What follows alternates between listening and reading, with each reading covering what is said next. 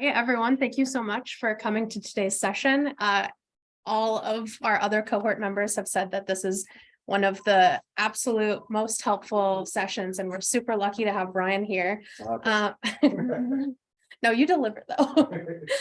So he's worked for the San Diego County Department of Environmental Health, Quality Food and Housing Division for over 14 years now. And prior to that, he worked for the San Bernardino County and their food program.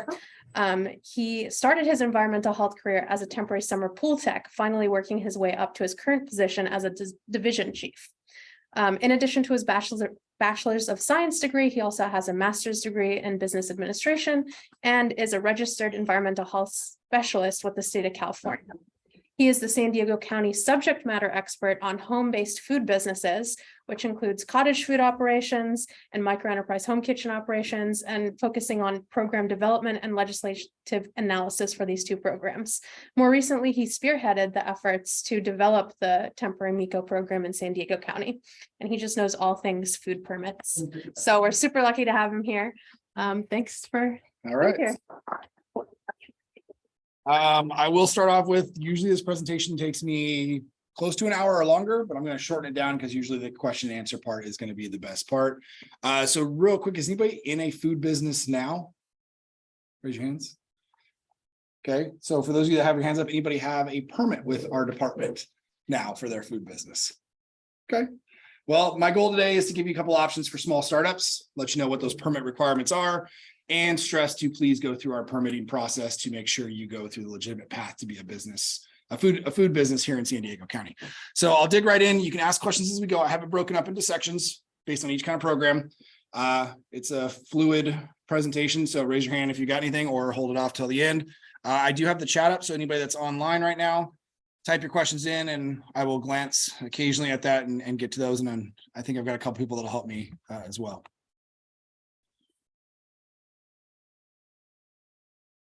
You have to click the whole time. Okay, so these are the 5 categories that I'm going to go over today for our smaller based food businesses. This doesn't include our brick and mortars. That's our big retail side of things. So that's like our restaurants, markets, that sort of thing. But I'm going to do temporary food facilities, mobile food facilities, catering, cottage food, and micro enterprise home kitchen operations.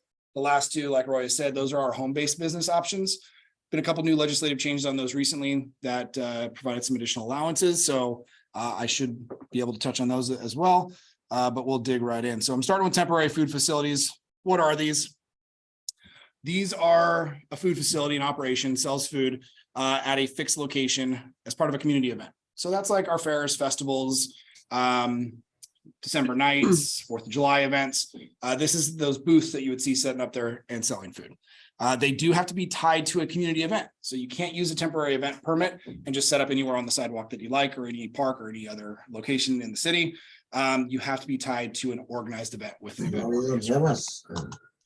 So a couple options that you can do. You can do prepackaged food or limited beverage service or unpackaged full food preparation.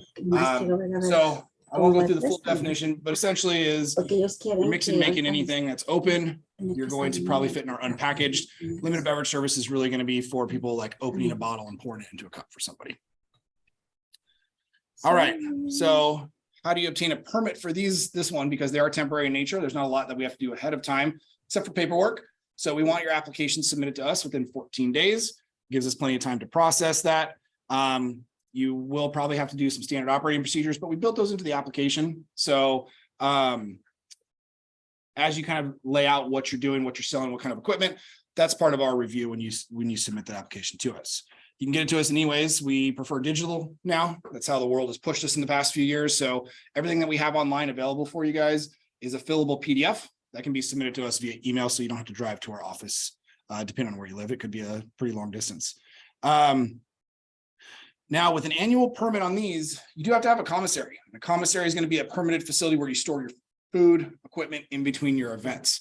So keep that in mind if you are going down this path. Single events, while more costly, don't mandate that you have a commissary agreement because you're just doing that one event and that's it. But for the annual permits, you will need to be tied to a permanent food facility to store your equipment at in between.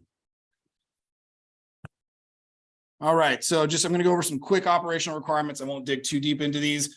Basically, you have to have a knowledge of food safety. We prefer that to be in the form of food safety, food handler card.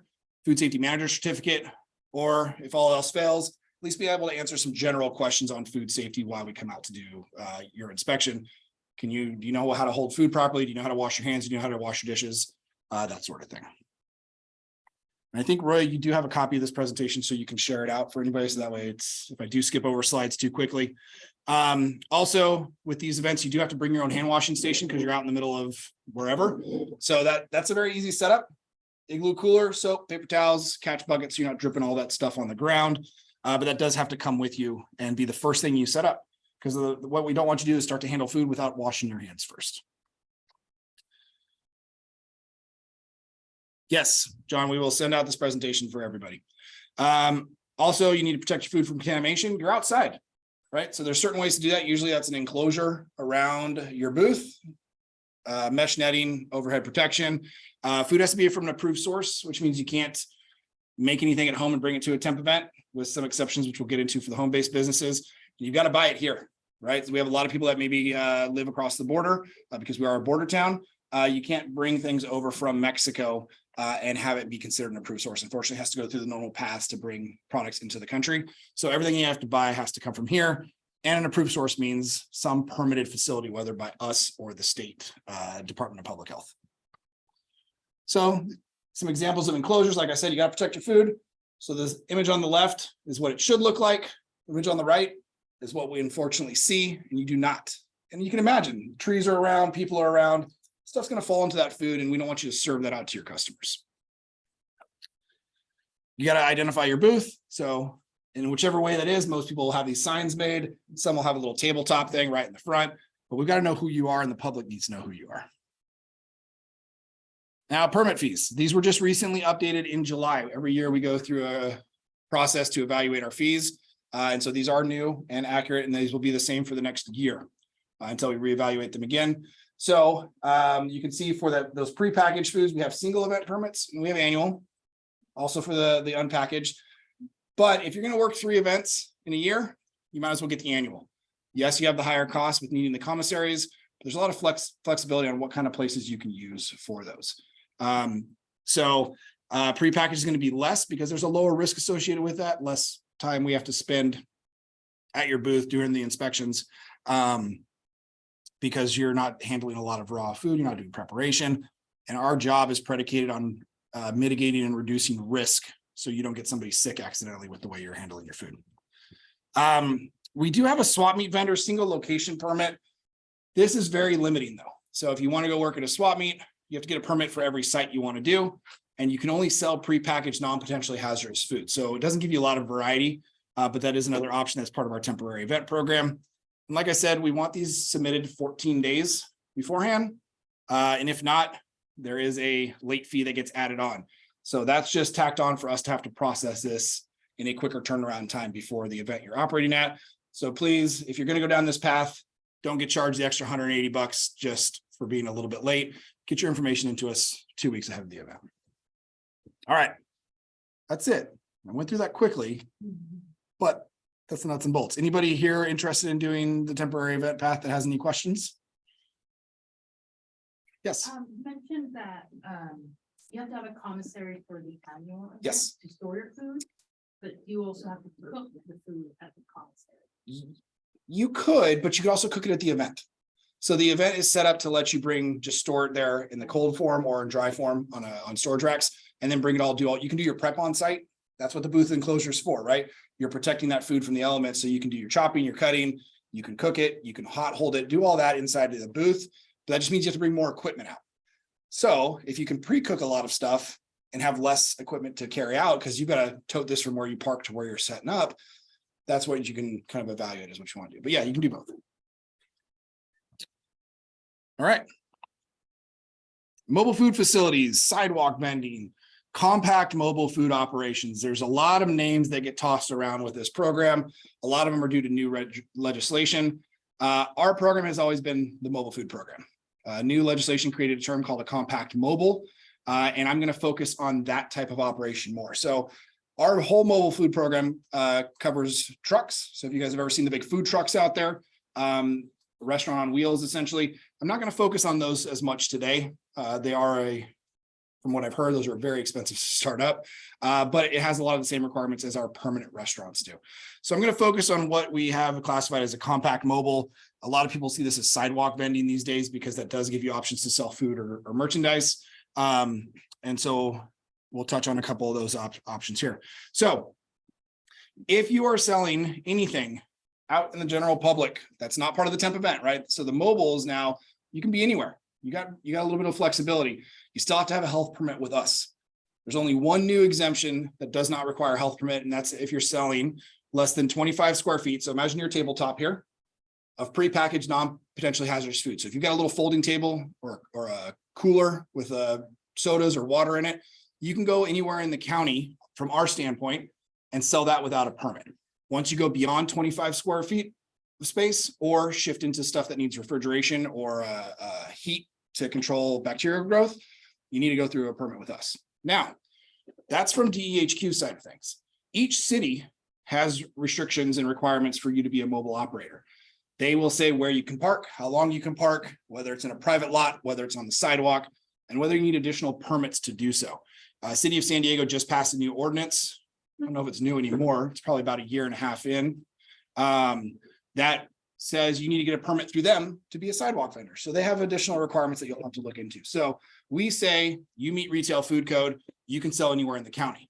Each city says where in their jurisdiction you can sell and for how long. So a couple things that you need to figure out if you're going to do this route is what kind of cart you're going to be operating, which is tied directly to the type of food you want to sell. We have similar options to our temp events. We have prepackaged food. I'll show you some examples here in a little bit. And then we've got open food, which gets a little challenging for people on these carts because it's really limited in scope. And so I'll pause a little bit longer on the definition that lets you know what you can do for open food sales off of these. So our prepackaged push carts is what we typically refer to them as. These are the ice cream carts, maybe tamale cart, maybe whole uncut produce. Again, tamales are a special exemption that's considered prepackaged if it's still in the husk as you've cooked it and haven't unwrapped it again.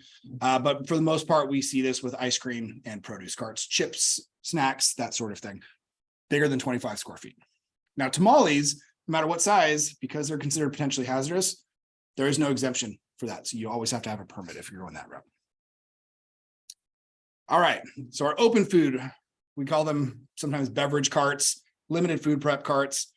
So a lot of what we see typically on these are coffee carts, hot dog carts, churros, pretzels, shaved ice, popcorn, a wide range of stuff.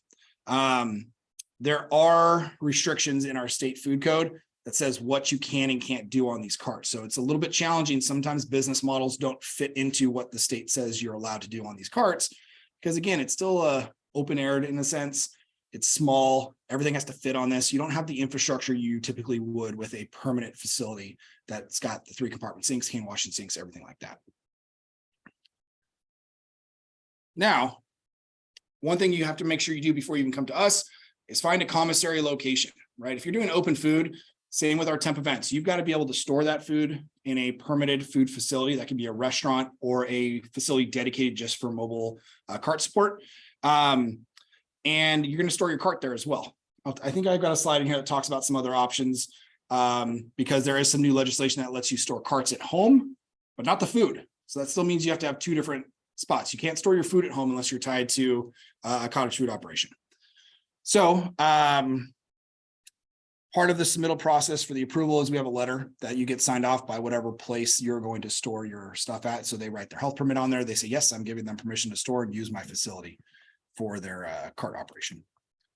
So here it is. We got 2 different commissaries. We got the traditional commissary that's made for mobiles. We've got the non-traditional, and that's any restaurant or market that has the infrastructure and the space to support your mobile business. So they got to be able to store your cart, and they've got to have extra space in addition to what's required for their operation to store your food and give you some dry storage shelving for anything else that you might have associated with your business. All right. Where do you want to sell? Again, this ties to the city. So as part of the mobile program, you have to get your business license, seller's permit, whatever that might be. Talk to your local city jurisdiction. Sometimes it's code enforcement that handles those. Sometimes it's like an economic development department, but really we have a contact list on our mobile program that you can reach out and check on what are the requirements that I need and where can I and can't I sell. All right. But all carts have to be approved. So this is a little bit different from the temp event program. Temp events, you fill out an application, you just meet the requirements. For a cart, we have to do a full review process of your cart before we even issue your health permit. So it's a 2-stage process. First stage is basically bring in drawings, schematics, blueprints of the cart, submit them to us for review. We make sure it meets state law, do the inspection to make sure the cart was built to whatever you submitted to us. And then after that is cleared, then we can approve you to apply for your health permit. The QR code is a great QR code. It goes to our plan check team. And if you have questions on what to submit, what to do for this portion, it's an inquiry form. You type in all the stuff you want. It goes into our person that has to review all these. And then they'll reach back out to you with the information that you're looking for. And if not, they'll give you a call and discuss it with you a little bit more in detail. Here we go. What else did I put on here? For our carts, let me see if I put on the next slide. Now I'll talk about it in a second. Health permit again is simple. It's our application. You submit it, pay for the fee, and then you'll get your health permit after that. Really, the hardest part on this is working through the plan review process and making sure your cart meets the requirements. Yep. Yeah. No problem. If you want to come up, since I'm almost to fees, I can go ahead and what we've done with our carts as well on our website to help, because people, it's hard. Like I'm not a architect. I don't know how to design and draw plans myself, and neither do a lot of people that are submitting these. So we have 3 templates on our website. And I'll give that information to you at the end. But it's for a prepackaged ice cream truck, prepackaged ice cream cart, and then a limited food prep cart, where we made it so all you have to do is fill in the blanks. We have all the information you need to know what has to be on there. We have little boxes telling you what to draw and how to identify it. It helps us review it. It speeds up our process, which means it's going to actually give you a lower cost for submitting that way, because you give us the information that we need instead of us having to send it back to you, have you fix it, send it back again. And that whole process gets really delayed because you got 20 days from us to review the plans. If you have to resubmit it, another 20 days. So if you can get it right the first time, it really streamlines your process and gets you permitted faster.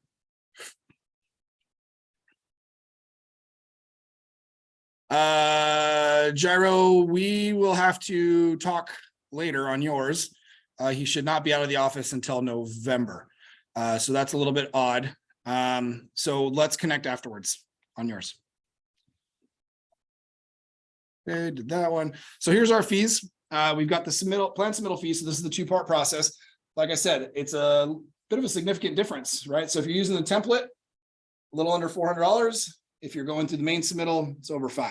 So it saves you guys a little time. So I would recommend go through the templates for your card options. It makes it easier for you and actually makes it really easy for our team. And then you got your health permit fees. So these are going to be your annual fees that you pay yearly to keep operating once you've been approved. Prepackaged is always going to be lower. Like I said, it's a risk-based. We spend less time doing your inspections, and that's reflected in the price of our permit fees. Okay. Any questions on mobile? Yes. These are per cart. For example, if I have 4 different carts, it's going to be per cart, right? And they're independent standalone carts that would scatter to wherever you want to send them. Yes. So it's a per cart fee. The benefit you might have is maybe using the same commissary and only paying a fee to the commissary for all the cart storage. But yes, we permit each individual cart because each one will get its own sticker and record ID. So it's an annual fee is different for one. Now, if they're the same design cart, you can probably just do the one plan submittal for them. So you don't have to pay a plan review fee for all 4 if they're exactly the same. So if you're building off of a template, this is a new legislative change that went into effect this January. If you got an approved template, you can replicate that without us reviewing that template every single time. We just verify with a shortened office visit. Yep, you built it to the template that we already approved. So our job, and a lot of people, John, kitchen floor plans. No, I'm not dealing too much with a permanent food facility. Those are our big brick and mortars. I can address any questions you have at the end though. So happy to circle around and answer anything on that side of things. I'm sticking to the smaller programs tonight. We don't need more money in a sense. We're fee for service, right? So the services we do is the fees we charge. The less services we need to do, the less money we charge to everybody else, which is a good thing. So it's a benefit is we are not a profitable agency in the sense that we try to make more money off of everybody. We make exactly what it costs for us to do what we do. All right. Any other questions on mobile food? Okay. Catering. So catering's a little bit like a temp event. As in for doing catering, do we have to submit kitchen floor plans?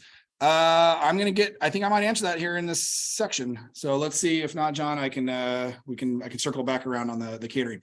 We have 3 different types of catering permits here in San Diego County. Really, the one that most people are dealing with is the full service caterer. The direct sales caterer is a little different because typically with a catering operation, somebody places an order, you fill that order, you take it, you drop it off. Birthday parties, weddings, whatever it might be. You might fill a 50-person order. Direct sales mean you can show up at one of the approved locations, which I'll get into, set up a table and sell to whoever shows up. So it's not quite catering because you haven't pre-made the order. You just bring a bunch of food and hope you sell all that for the day. But you do have to be tied to, that's the third one there, is a host facility. So these are limited to like breweries, wineries, some business parks. And that facility has to have the host facility permit for you to be a direct sales. So an example is this, since San Diego is a beer county, we have a lot of breweries. So say you wanted to go to, I'm going to pick Society because they're right by our office. If you wanted to set up there and you wanted to be a direct sales caterer, you would get the direct sales catering permit, but Society has to hold the host facility permit to support your operation while you're there. So it really does take a business partnership to go that route. Because 2 different people have to hold the permits, which is why most caterers just do the full service caterer catering permit and then go out there and market and sell their business in the traditional sense. I kind of already went over this one for catering defined, so I won't go over the whole thing on this slide. You guys will send it to you if you want the additional details. Here's the difference between the full service and the direct sale catering. The host facilities that have to be located in these, they have to have the requirements to support it. And it does limit you to 4 hours in any 12-hour period. So you can't stay out there all day and do direct sales. You have 4 hours. And the reason for that is based with risk and how fast bacteria grows. If it's not handled properly, 4 hours is our magical number. Anything beyond that, and bacteria grows really fast. So we try to limit things a lot down to that as our time frame. All right, there's a lot on this slide. I'm not going to read all of it, but this is going to be a good reference tool for you because this ties into our mobile food program as well as catering. You can only do limited food prep off of a cart or as a caterer, which is not the same as what you can do as a temporary event. So as a temporary event vendor, you can do full service food production. This is what you're limited down to. So really, heat, fry, bake, roast, popcorn. So remember the types of carts I told you: shaved ice, churros, hot dogs. It's really limited. Some assembly of food. You can dispense and portion food. You can slice and chop non-PHF or produce, cooking to order. It's hard because you can't do a lot that's not on a cooking surface, right? Some new changes went into law that says, hey, if you prep all this at a commissary, then you can bring out a bulk amount and just serve, but you can't cook and then store on site. So you cook to order or you pre-cook and then you bring it out and you're just doing service out of chafing dishes that are built into your cart. So if you're going down this path for either catering or mobile food, this is going to be a key part of as you develop that to know what kind of food you can sell, how much you have to prepare ahead of time, and what can actually be done off the cart or on site as a caterer. Okay, off-site catering events. So a lot of this kind of ties in with everything we do. Protect the food. That's all we really focus on, is make sure your food is safe for people to eat.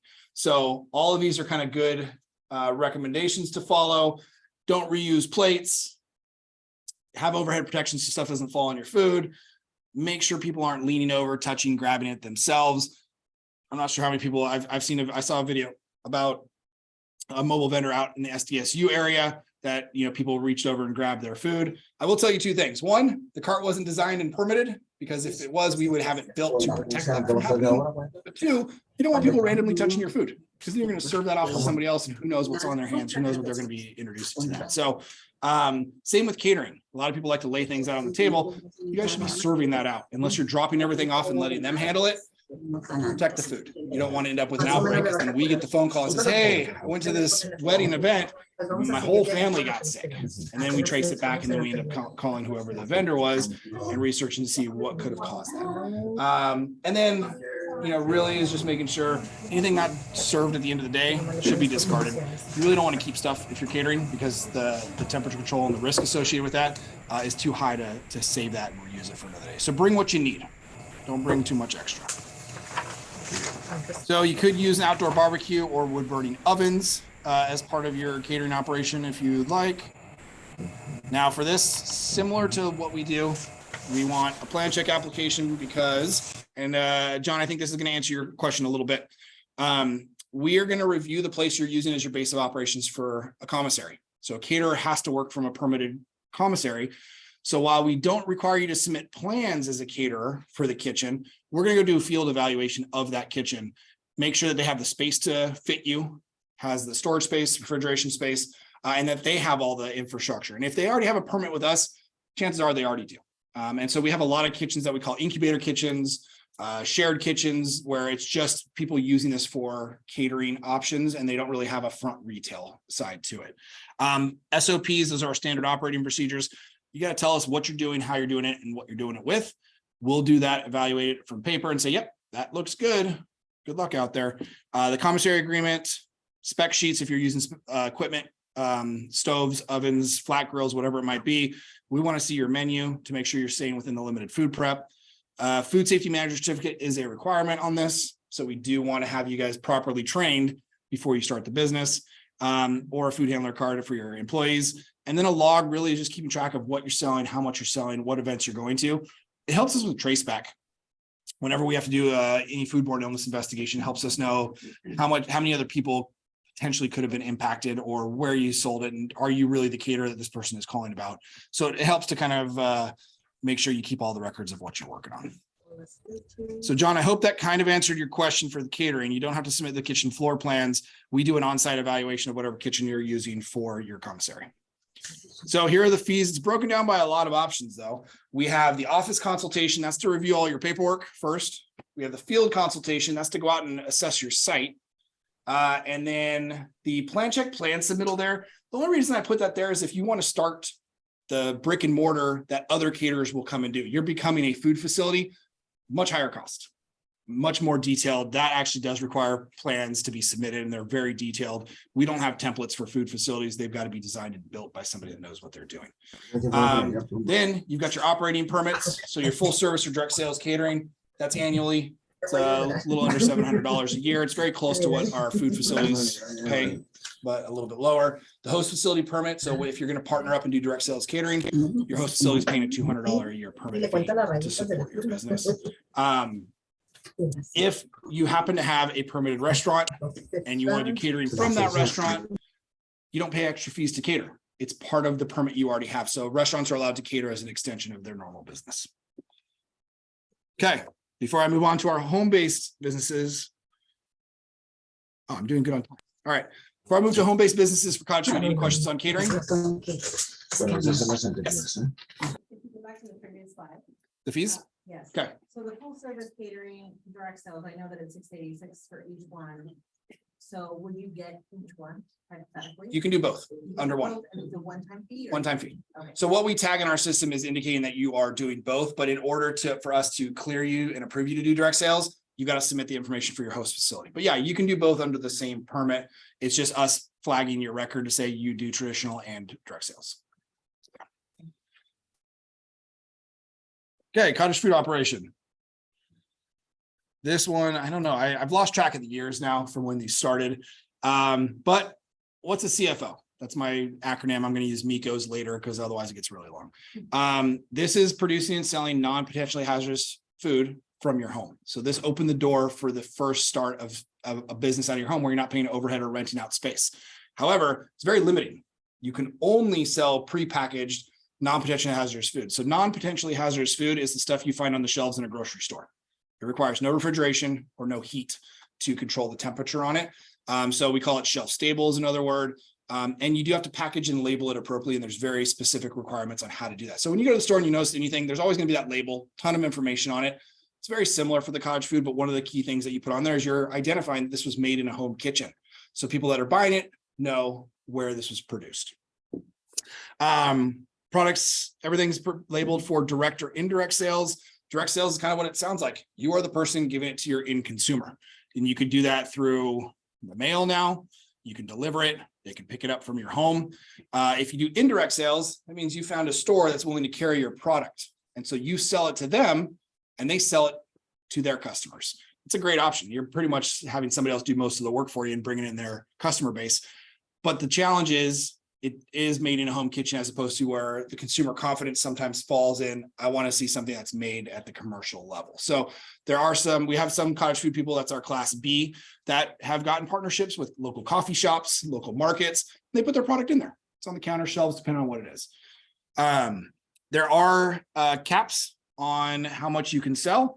They've recently increased. So these are higher than when this program first started, which, I mean, honestly, I think this is pretty significant. You can gross, so this is gross sales, it's not what you net. So this is gross before you take out all your costs and you're paying any of your employees. 75,000 for our class A, that's direct sales only. Class B is 150,000 as your max. So if you're looking to potentially say, hey, I want a bigger variety, the permit cost is a little higher, but you also can sell more and you can have a better chance for reach. If you want to switch mid-year and say, hey, I started out as a class A, my business is doing really great, I'd like to switch to a class B because I found some shop that wants to carry my product, you have to start the process all over. So I always tell people either do it off the beginning or do it at your renewal time. Otherwise, you're going to double pay within the same year for your costs. I put this note in here. It doesn't really apply to much except for us. Cottage foods operations are not considered food facilities. So there's some slight changes. It means you don't have to have commercial equipment. You are using just your home-based stuff, but it doesn't have, there's some requirements that are very minute that won't really impact you. It's a key definition of what is a food facility and what's not in our retail food code. So restrictions at cottage food, all food prep must be done inside your kitchen. You cannot do anything outside, right? This doesn't allow for having setting up a whole backyard kitchen shop, rebuilding anything. You got to do with what you're working with. So some people have found challenges with this when you're trying to increase your scale and your scope and your volume. You got to use what's there, right? So if you're going to remodel your kitchen, you're going to have to go through the local building department, probably if you're rerunning electrical or plumbing. But the goal of this was to give you a small startup cost, not having a high overhead, and get you in the door, get your name out there, start to build your business when essentially you would be able to transition into a larger scale brick and mortar. So that's why the startup costs are less, but it's really restrictive as well. Some things that aren't allowed. I mean, obviously animals or children can't be in your food prep areas. You can't smoke wherever you're prepping. And this is hard at your home, right? I have kids and pets and they like to go everywhere. So you got to cordon off your areas. Say, all right, I got to clean this area down. I'm doing my prep for this. Everybody stay out of the kitchen. When you're done, release the hound, so to speak. All right, so here's the two. I kind of already went over most of this anyways. So this is our class A's and our class B's. One gets a registration. Those are our class A's. We don't do inspection on those unless we get a complaint.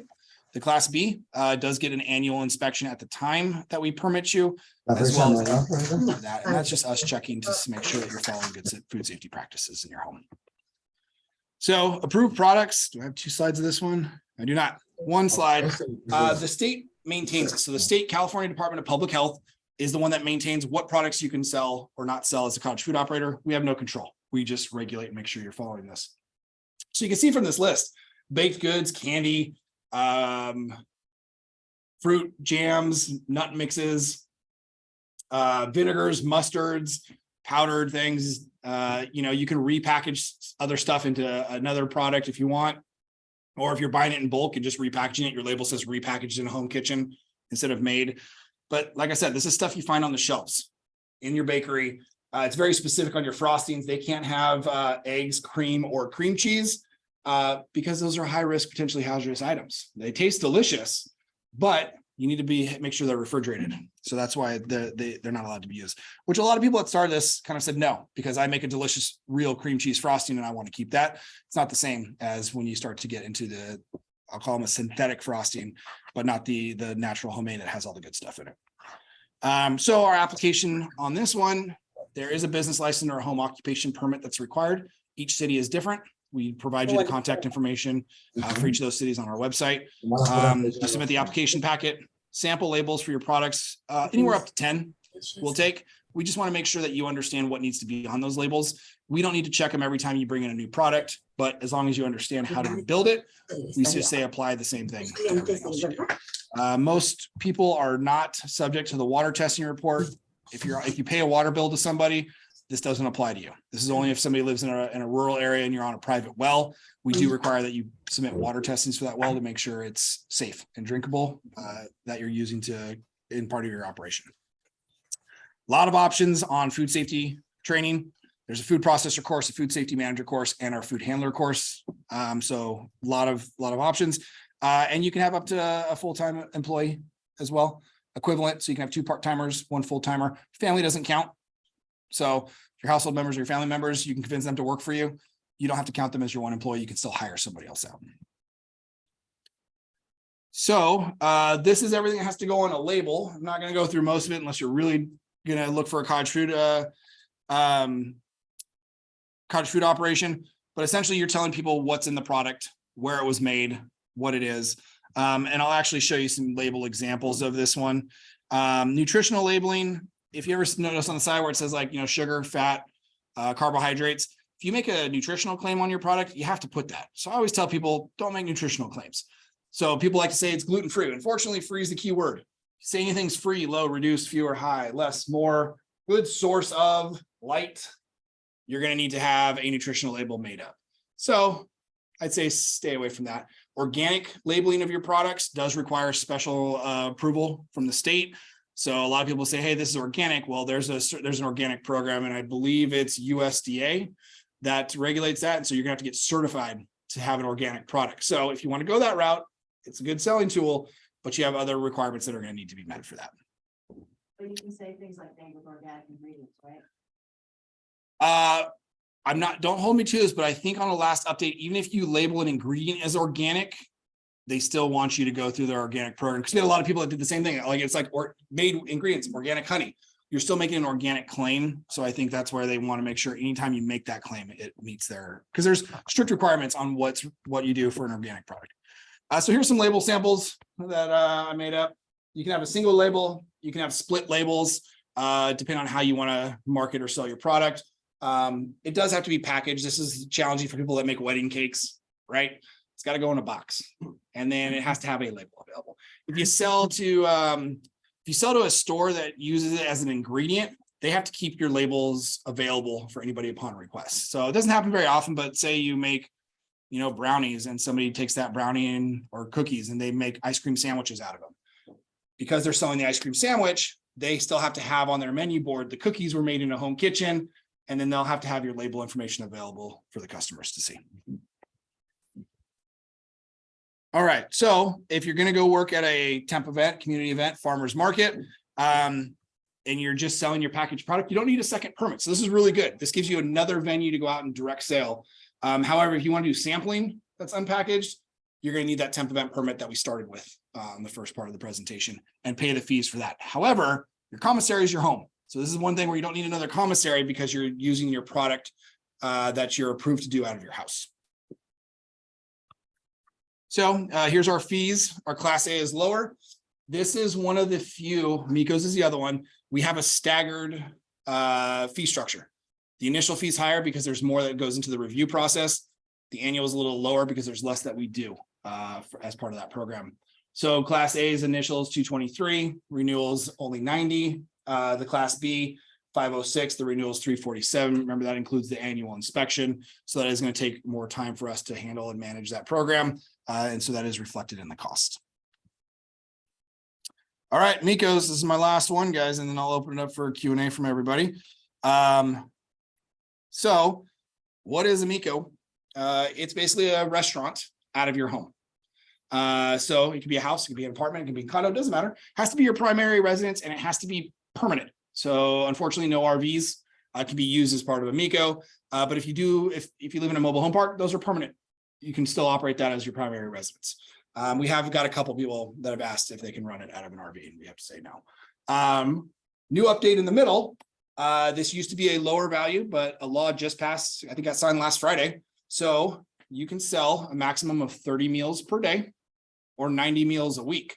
So your 90 meals can be stretched out over 7 days, or it can be condensed down into 3 days, however you want to do it. It also increased your gross sales. This used to be $50,000. So the law pushed this up to 100. So this is active now. So anybody that comes in to be a MECO, these go into effect right now. You can offer dine-in, you can do pickup, you can do delivery. Okay, so pretty much like a restaurant does, but the dine-in is going to be at your house somewhere. We do issue a health permit. We do annual inspections. We actually will inspect you before we issue the permit for this to make sure your home has everything it needs to support your business. We'll do complaint investigations, foodborne illness investigations as well. There was one more thing. The other thing that was updated is there's now a definition of what is a meal. So we used to get asked that all the time. I can sell 30 meals. What's a meal? Well, this is pretty much open. It's whatever one person can eat in one sitting. That changes for me to a lot of you guys, right? I can eat a lot usually if I'm hungry, or even if I'm not. But that's now dependent on whatever the person is. However, I'm going to step out of my health inspector role. From a business standpoint, it's going to be more beneficial to sell bigger meals. You have a larger price point to them, right? But if you're just selling breakfast and you're doing hey, I make muffins and that's going to be what I'm going to serve. Well, one item for one person, that's one muffin. You can sell 30 of those in a day. It's not going to be a lot of, unless they're really good and you can sell them for a high price. So you got to just build this out to be whatever your meal component is. The only really thing, and maybe I go into on the next slide. I'll go on to this one. I'll touch on one part on that. The only thing that you really got to worry about on the meal component part is you can't cater, right? You can serve family style meals, right? You can feed a family of 5, that's 5 meals. You could serve it in like a platter form so they can all eat off the same thing. You don't need 5 individually packaged ones, but you can't start to increase to what looks to be catering. So party platters, that's going to be more of a catering aspect than feeding a family. So some of the restrictions, you're only allowed 1 per residence. So if you live in a house with multiple family members or you're a renter, only one of you guys gets to run the MECO. Can't run 2 out of the same place. Okay. Oh, and like cottage food, you can have 1 full-time equivalent employee that's not a family member or a household member. So if you've got people in your house that aren't your family, but they're willing to help you out, they're not considered employees. It's only when you hire people to help you. So a MECO cannot be a cottage food. So you got to take your pick. Which home-based business do you want to do? MECO or cottage food? It really depends on what kind of products you want to make. You can't cater. You can't work at a temporary event as a MECO operator. You can't be a mobile food vendor yet as a MECO operator. I won't touch on it too much. We're doing some outreach right now for our MECO program. The Board of Supervisors has to approve MECOs to be able to also be a mobile food vendor, and they have not done that yet. You can't sell to other food facilities, and you can't use your home kitchen as a commissary yet. If our Board of Supervisors for the county puts in an ordinance in place that allows that, then that'll change. But for right now, this is currently what's allowed with our program. So there are many restrictions. I've yet to find anybody that really wants to do this, except for the production of milk and milk products. Some people want to make homemade ice cream and have it served as a dessert with their MECO. You can't do that. Those take a lot of specialized facilities, clean rooms, really detailed processes, because you can get people sick relatively easy when you start mass producing this. You can't do raw oysters, raw milk, specialized processes. If anybody has heard of or done vacuum packaging or reduced oxygen packaging, you can't do that out of a MECO. Basically, anything that takes a lot of extra steps for a food facility to do, a MECO is not going to be able to do because they don't have as much of the commercial infrastructure to support these. Food safety certificate, food handler cards. So our ordinance was built in to require that you have a food safety manager certificate prior to us permitting you. So if you're going to do this path, go take the class first, because you're going to have to bring your certificate in as part of your application process. The food handler cards is within 10 days for anybody else that wants to work for you. They also need to have the food handler card. Also allowable food storage areas.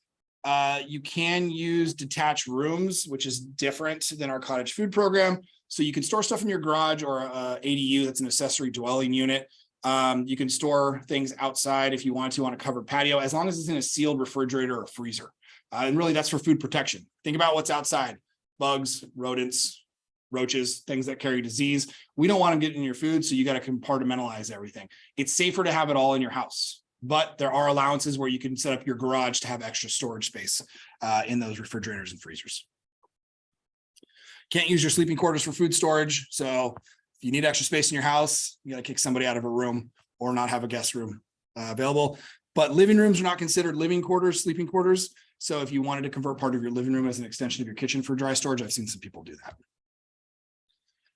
Again, water testing requirements are in place. If you're on a well, I won't go too much into this one because it's very rare. How to apply for this? So 4-step process. You submit your application documents, you pay your permit fee, you get your initial inspection, and then we'll issue your permit. The time to do this is about 3 to 4 weeks. So that's our lead time, just to review everything and then schedule a time to come out to your house or apartment or condo. So you need to submit a health permit application, your SOPs, proposed menu, food safety certification, well test if you happen to. Again, we prefer things digitally. It makes it easier for us and you. All of this will be on our website under our home kitchens page. So all of the documents you need to complete are laid out there for you. And most of them we have in a packet. So you just have to get the packet and just fill out the whole packet. Here's your fees for the Micos. So again, this one's a 2-tiered process. Initials permit is a little under $650.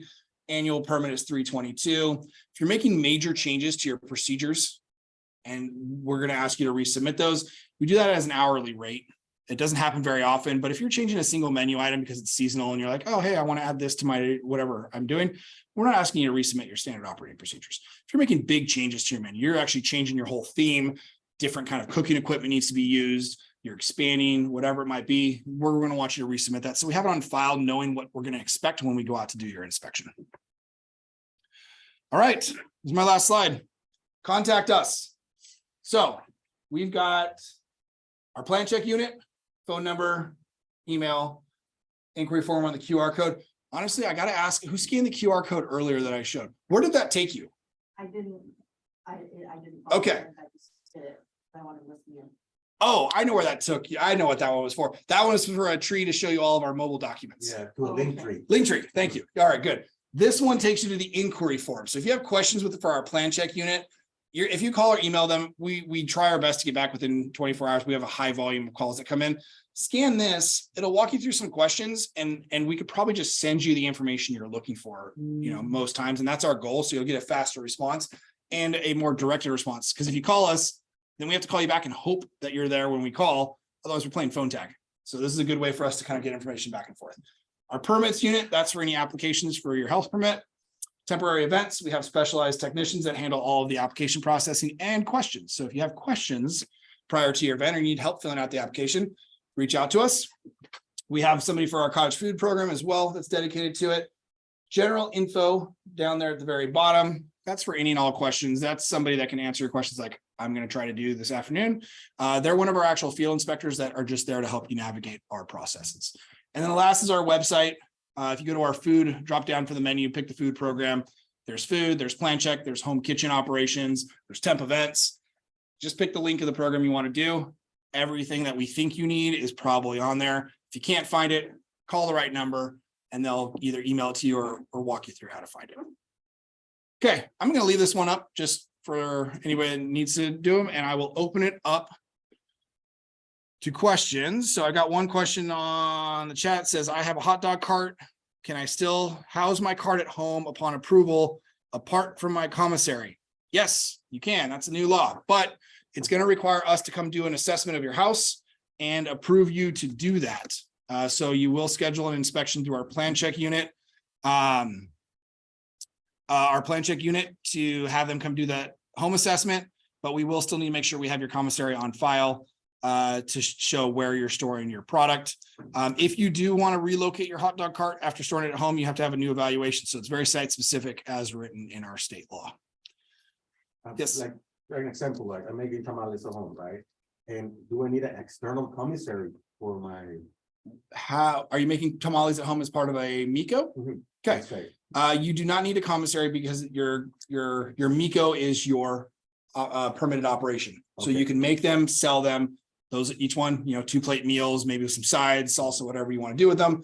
Package them up. You can do dine in to go. You can't sell them off of a mobile cart yet. So for your Miko, you are stuck with the direct sales. So you can take orders and go deliver them. If you have like a set number of orders, and somebody calls like, hey, everybody's placing an order from the office today. We need like 10 meal platters, whatever. You can go and drop them off.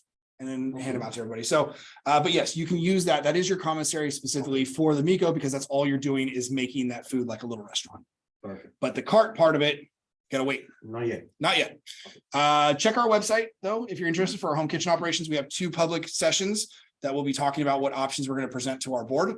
And if they decide, they might expand the allowances to be able to have a cart attached to your Miko to go and then sell your product in Miko. But you'll need a permit for the mobile. Oh, well. Yeah. We still run it as 2 separate businesses, but you're allowed to tie them to your house if the board approves it. Okay, so keep an eye out for it. Come to the sessions. We're trying to get as much feedback as we can from the general public on that. Okay.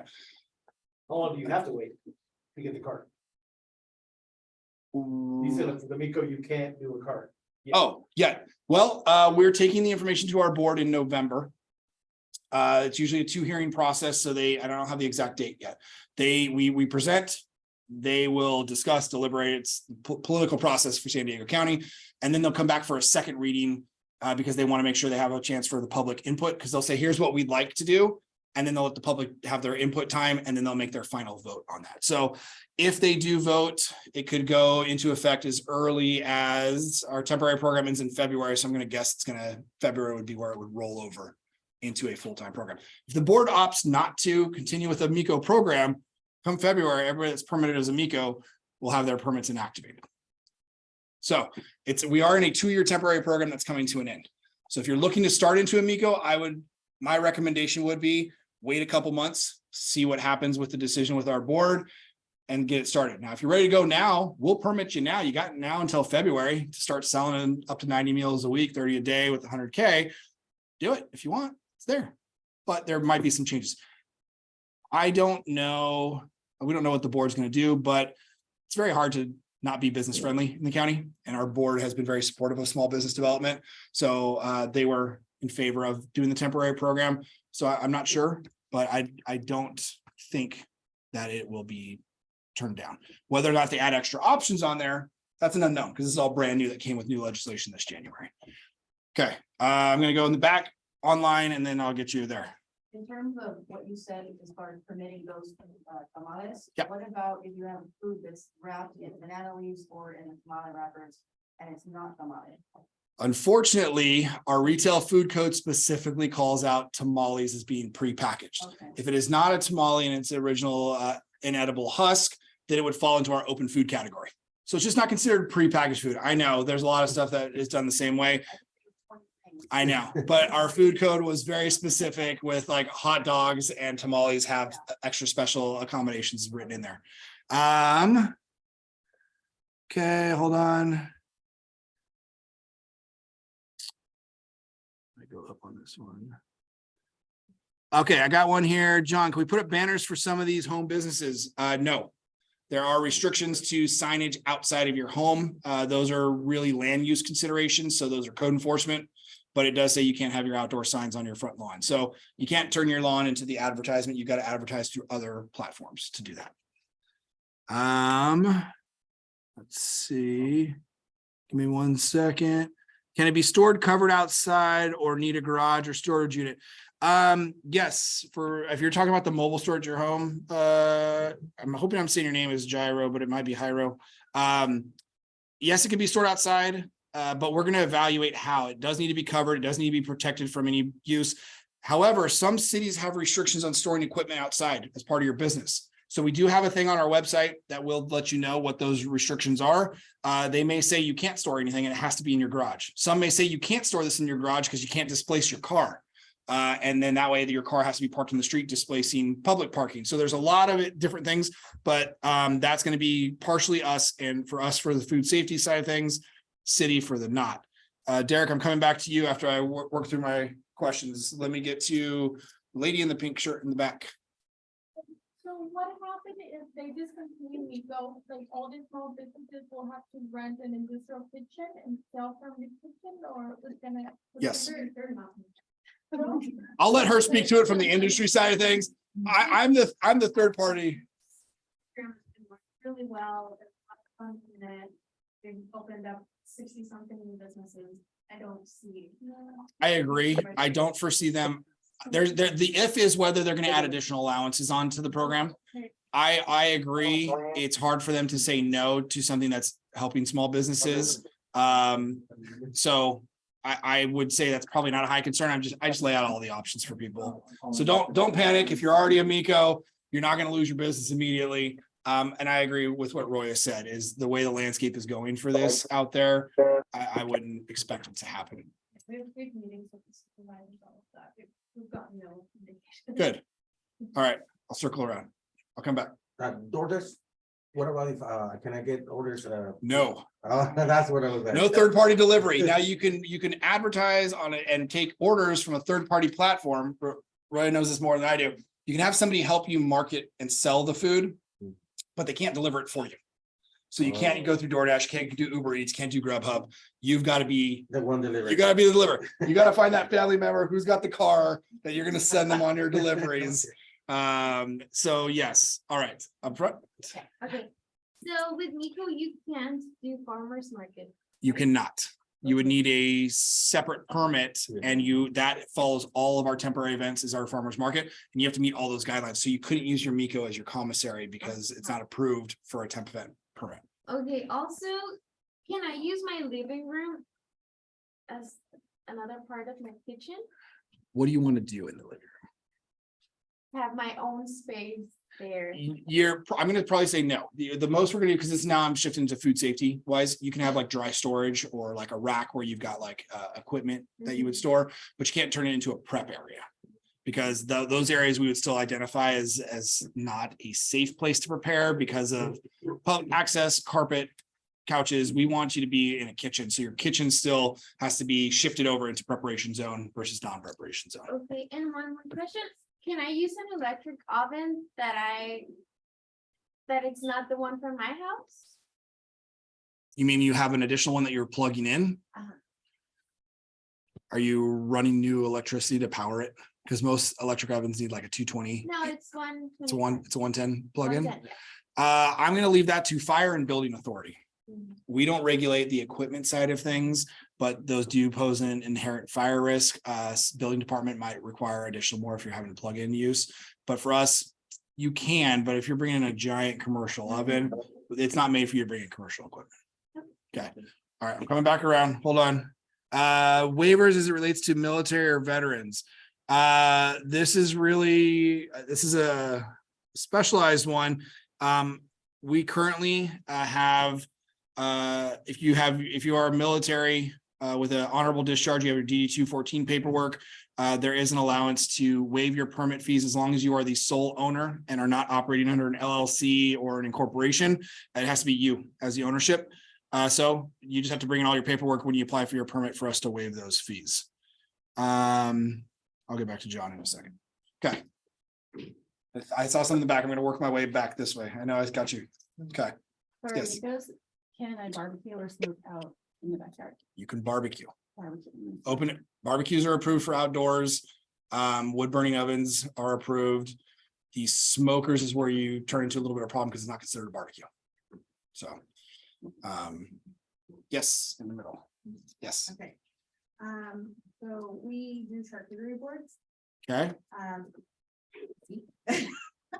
So it's a catering permit, I would assume, right? Because it's primarily like for parties and such, and we go, so we prep and then we go and set up. But my question is, if we were to prep a board for like 10, 15, 20 people and just deliver, or they pick it up, could that be Miko's? No, Because it's too large. it's catering. It's still catering. It's still catering. Okay, and then It's a family size. charcuterie. If your business is predicated on serving to large groups, that's catering. But if you get a single off order that says, I have some extended family coming in, I'd like to order this, and it's not your main menu, but it is one that you could produce, that'd be 10 meals essentially that you're doing. But if that's all you're selling to all of your customers, we're gonna look at that as a catering business.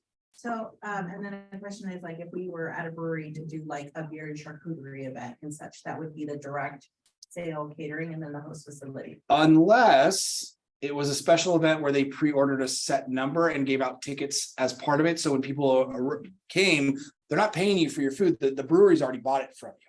Yeah. They've hired you to cater it's our 2-year anniversary, and we'd love for you to come out and provide food to up to 100 guests that show up for today. And people are not paying you for that, but the brewery is They're paying us. they're paying you. You're catering to the brewery. Okay. You're not direct selling anymore. So, but it has to be tied through them as, hey, listen, this is part of our event and we brought this in as Okay, part of it. last- So remember, last set number of order is the traditional catering. Last one is if we create, like, let's say I want to do like corporate gifts or where it's packaged charcuterie boards that are sent in the mail.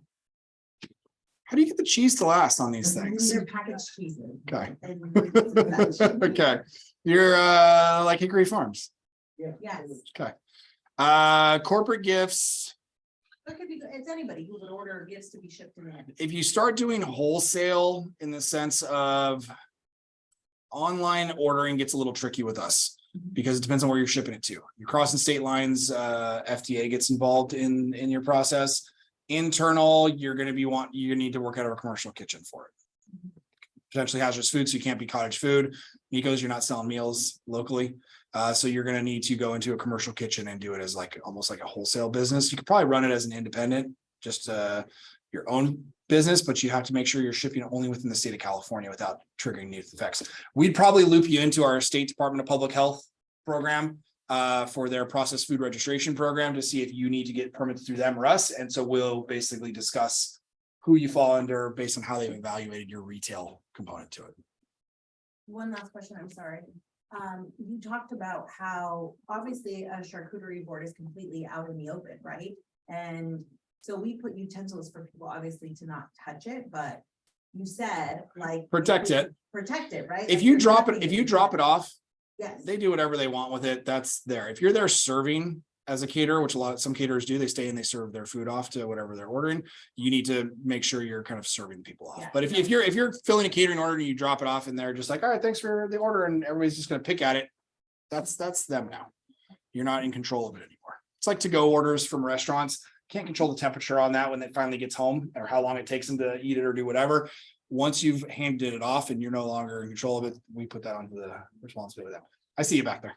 What kind of licensing is there for, those sort of, coffee kiosks? It's like a drive-through and it's very small, like the size of a parking place only? Yep. Those are mobile food facilities. So they build the nice little frames around them, but inside is a mobile thing on wheels with disconnected, usually either water tanks, fresh and wastewater, or they're set up to a place in like a mall where they have a quick disconnect to sewer Right. or a water line. But those are part of our mobile food program, unless you're building a permanent direct plumbed everything, then that would fit into just a small retail food shop. But a lot of the places you see now that like coffee shops in a parking lot on the corner, Right. those are mobiles. Okay. They don't look like it, but they are. Okay, I'll go you and I'm gonna do the questions online. What kind of permit do I need for cotton candy for party, cotton candy on site? It's catering. Catering? Yeah. Do I need an industrial kitchen for that? Yep. Because the powders, Catering, yeah, no, catering has to run out of a commercial kitchen to begin with, so. because I don't make the powders, I bought them. Yeah, you buy it, but you got your machine, so your machine's gonna go back to your commissary at the end of each event for you to clean up and store. The powders will stay stored in that commercial kitchen, so you're catering at that point, yeah. All right, what if you're serving, oh, John, is your question related to cottage food? Or are you talking about like a Miko and you're a barbecue person? You can unmute if, I don't know, I don't have my thing on, so you might have to type your response in. I'm gonna guess you're doing not a cottage food, so I'm gonna guess you're a barbecuer, and you might do like a pound of tri-tip or a pulled pork or something as part of your menu.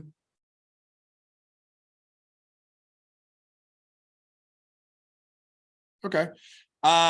It's really as to how many people you're gonna say that feeds, and those are your number of meals.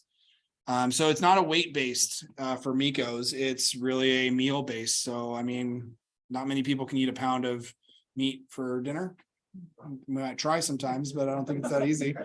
But you can say, hey, because I've seen it, this feeds like 2 to 3. I've gone to some barbecue shops, they're like, hey, this is the combo package, can feed up to 3 to 4. That's where we see a lot of people that do barbecue do it. Otherwise, they do it as like the platter size. So it doesn't matter on the weight based. we look at it as, is it something that's a serving for one person to consume? That's a meal. Does that answer your question?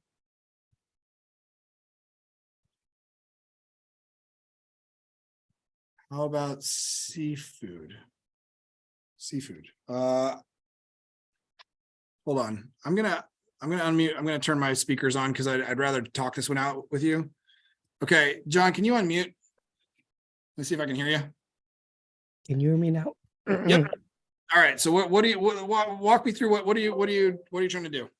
I suppose, if we wanted to serve seafood, but sometimes it's kind of more weight based in terms of besides a serving, Like your menu means like a pound of shrimp. something like that. Okay, we're still talking about Mikos though, right? Correct. Yeah, same thing. It's a meal serving.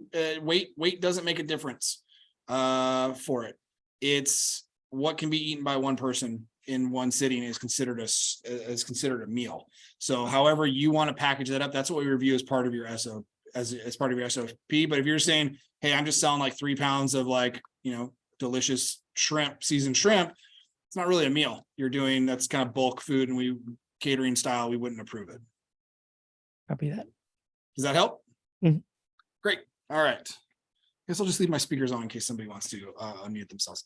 What about dog animal related products? Do these rules apply? So Juanita, I'm guessing you might make pet food.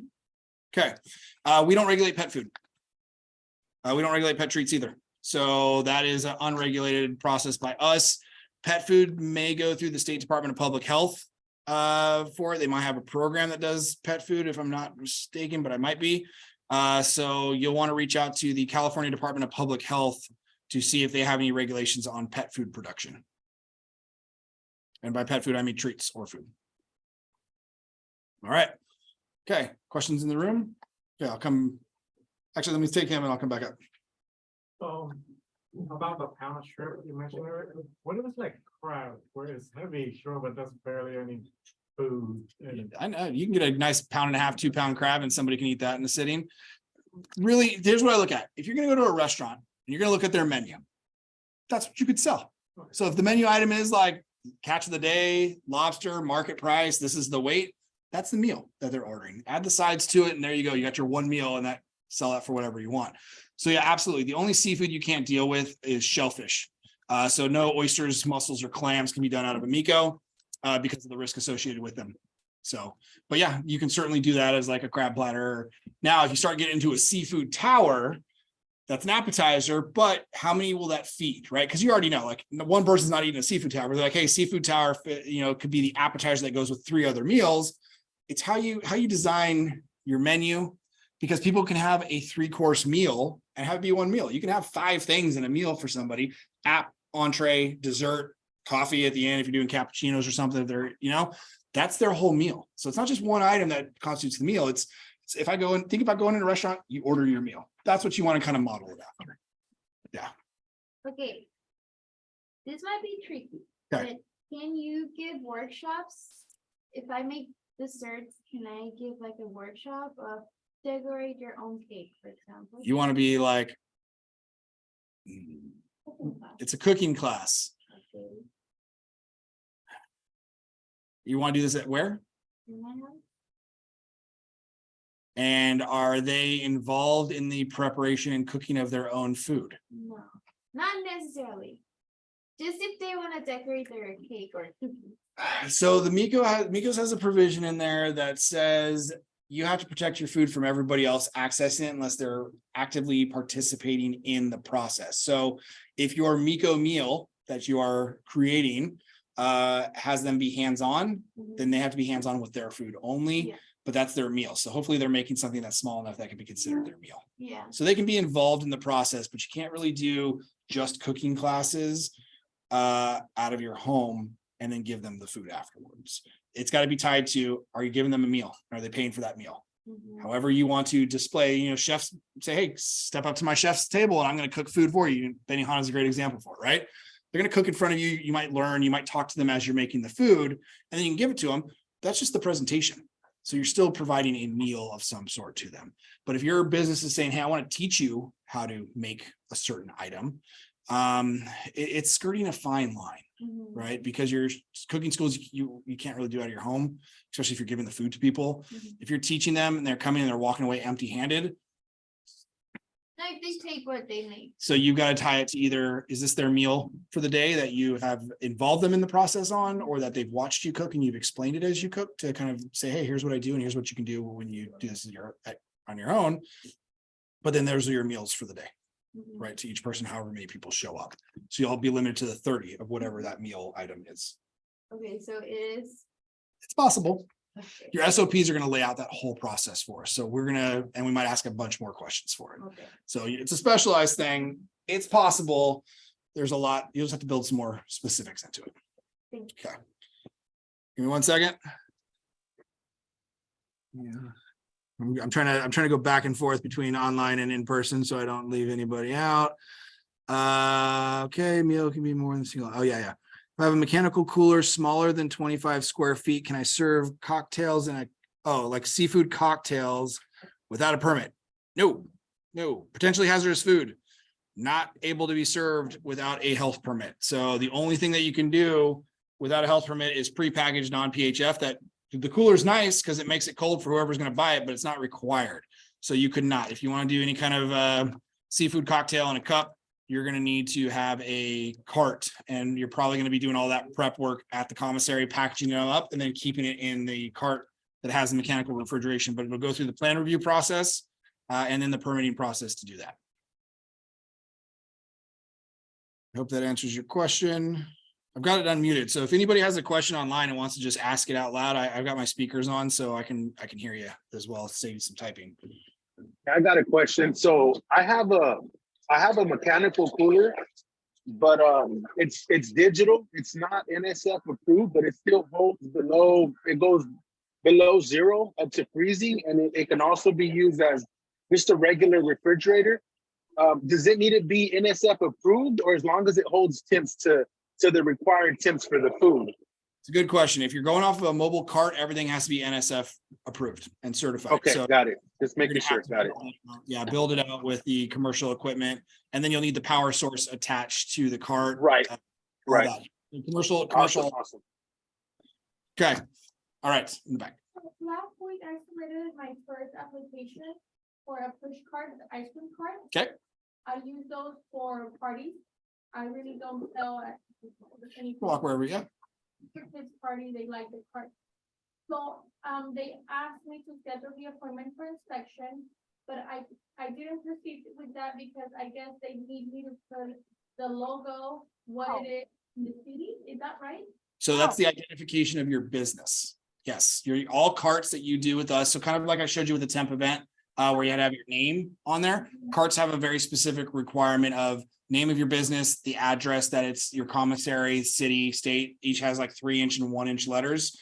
So you will need to have that included. Our cart template packet that we have for those that I hope if you use, that's great. It'll have that on there that says exactly what needs the 3-inch and the 1-inch. I thought it was only vendors, because they use those little carts, you know? Any mobile permit we issue follows the same guidelines regardless. And like I said, as a mobile, you can go anywhere in the county. You can go to a birthday party and you can go to the park and just like pedal for like a hot weekend, or you can do it specifically, where, hey, I'm just going to show up at a birthday party and I've got my cart. If we're stickering it to fit into our mobile program, it's the same regardless of where you sell. Also asking for me to provide a first aid kit. Where should I put that? Because The first aid kit, ask our team. Usually that doesn't apply for a push cart for prepackaged food. Okay. That's usually for people that are dealing with open flame because there's burns and stuff and you need to go. On the blue section. And it was for the prepackaged cart. Mhm. Double check with our team on that one because I'm not sure Okay, on that. Thank you. Otherwise, you clip it in a basket on your little handle. okay. And a first aid kit, it just has, I don't know what has to be in it either. I mean, that's a different avenue. So unless there's requirements established for it, I don't know what would even entail to be in a first aid kit. Yeah. Okay. No, nothing else online. Any other questions in here? Some good questions. All right. Well, like I said, all the information that's on the screen right now, Use that if you have any questions in the future. Anybody online? Any last questions for you guys before I sign off? Okay, if there's anybody I said I would circle around with you online, unmute and let me know if there was a question that wasn't related to this. Everybody else, thank you very much. I hope you got some good information out of it. It helps you with whatever business ventures that you have. Best of luck. Just as a Hey, reminder, Ryan, so, sorry, Wait, hold on. I got a question. Ryan. Hold on, I'm coming back to you. Give me a sec. Okay. There's in the room. just the announcement is that you're, submit everything before next week. So next week is the graduation event. And we're gonna be going through and grading things and letting you know what you're missing at the graduation event. So make sure that you submit all of that. So I hope you guys heard that. Are you talking to your computer so they can hear it as well? No one. Graduation event next week, everybody submit all your stuff before the week is up. Yeah, before the graduation. Before graduation, make sure you get all your stuff submitted As soon as possible. as soon as possible is what Roy is telling me. Okay, to the gentleman with the question. Yeah, so is there any way I can kind of get your number? My inspector is Michael Ruffner, but every time I've noticed I called him within the last week, his voicemail says that he's getting back November 3rd for some reason. That's really weird because I just talked to him and I got him working an event for me on doing something this Sunday. So I know he's out there. Okay, can I show up tomorrow you know with what? my card? Michael Yeah. Ruffner shifted out of our plan check unit, so maybe that's what he could be. So if you look at this, if you look at the contact sheet that I have up on the screen still, that plan check duty specialist phone number, that's what Michael used to do. So Okay. call that number, it'll take you to either a gentleman named Mickey or Gerald eventually, they'll call you back. And they can Okay. get you restarted with whatever you need for getting that stuff scheduled. Okay, sounds good, man. I'll do that. So, okay, plan check. Yeah, Awesome, or you can thank you. email them as well, email or phone call. I'd actually say probably email. Sometimes it's faster. Shoot them an Okay. email, the information for if you got your record ID and what still needs to be done, they can research that all and get back to you quickly. Awesome, man. Okay, I'll do that. Thanks a lot, Ryan. All right, no problem. Anybody else online has any questions before I turn this off?